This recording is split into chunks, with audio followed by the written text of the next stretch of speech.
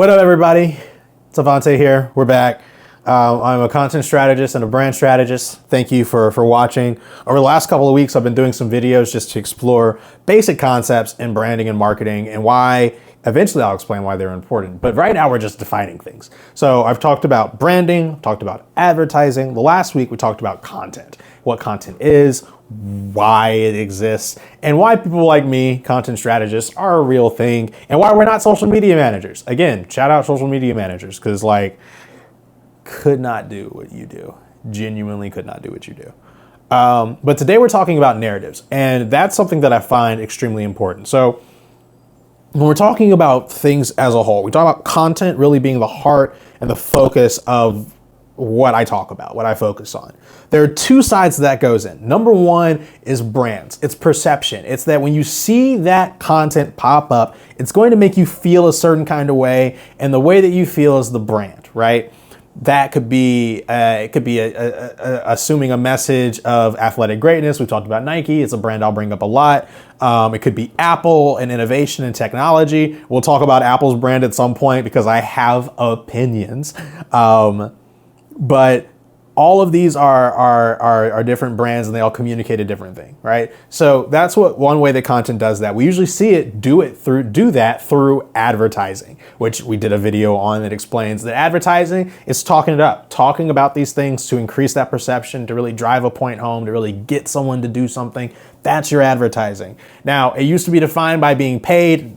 Not so much anymore, in my opinion, but that's neither here nor there. What we're talking about today is the other influence that content has, which is what we call creating narratives. So while content can shape our perception of something and influence a brand, and that's like the more businessy side of things, right? The other side of stuff is when content creates something called a narrative. And you may have heard of narratives, right? Like in a political year, we hear about narratives a lot because political pundits, AKA people who get paid to share their opinions on TV, they are going to talk about stuff, and they're going to talk about narratives being a thing that has to be addressed. I just heard my phone ding, and I'm not stopping this recording. Gosh dang it.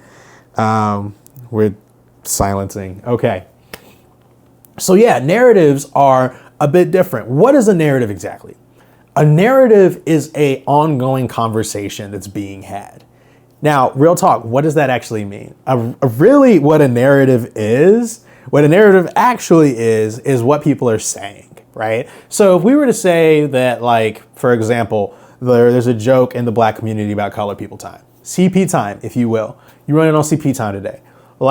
There's a narrative around that people of color are people who run late, who run on a different time frame than other people, than white folk, right? And that is a narrative. Now, is the narrative good or bad? That's really a larger question to be had. But what happens is when we hear content talk about something over and over and over again, or we hear it talk about the same thing or repeat these kind of phrases or repeat these patterns, then what it does is it creates that narrative, and it creates that frame of view in our minds, right? So we have the content, right? We have the video that's been created of someone talking or something like that.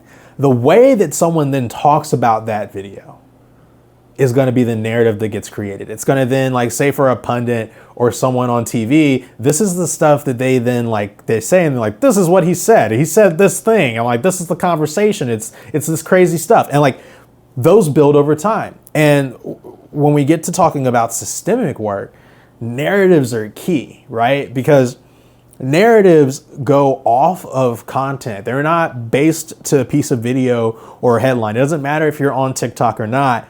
The narrative is going to go into your house. It's going to go into your living room. It's kind of like a little ghost. It's just going to be doing its own little thing, And because of that, it means that it influences everyday conversation. What am I saying? I'm saying, yeah, everyday pieces of content influence everyday conversation. And I know you may be going well, no, duh, of course it does.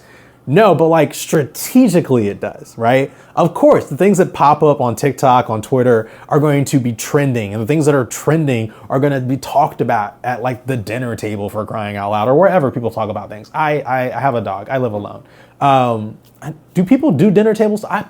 I hope people do dinner table stuff. It's just me and my dog.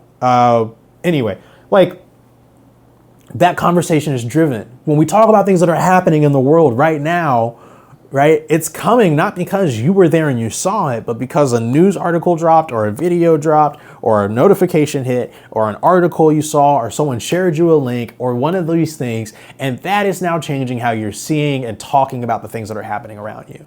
And what I'm trying to say is that while the medium that is done through is content, what the real end goal is in building a narrative, right? And the people who run narratives are brands. Ta-da! Right. So like what we're saying here is this is essentially a triangle, right? We have content being the way that everything is being communicated. And what I'm saying is that there are people, entities, things, we'll call them things because I like that. There are things that exist, right? There are things that will create content for the simple sake of changing your perception.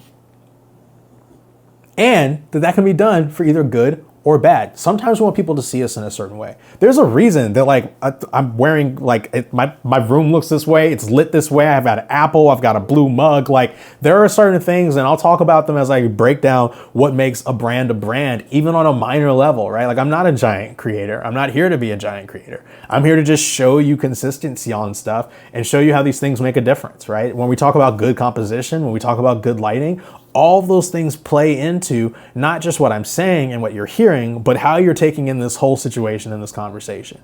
So there's a brand happening right now, the way that I'm popping up, the way that I'm appearing, but then also what I'm saying is creating a message. And the way that you then take that and what you do with it creates a narrative. That whole chain and flow isn't something that we talk about very often. And for some people in the game, like that's intentional. But for a lot of us, we need to understand how these things work because we now live in a world where you have as much control over your content as anybody else. You also get to create your own content, which means you can create your own brand and you can create your own narratives. Both are things that have massive impact on the world as we know it, as well as the way that you see yourself and the way that we see each other. So keep subscribing, keep following along. We're going to keep talking about stuff. I don't know what I'm talking about next week, but come back. I will be right here. Later.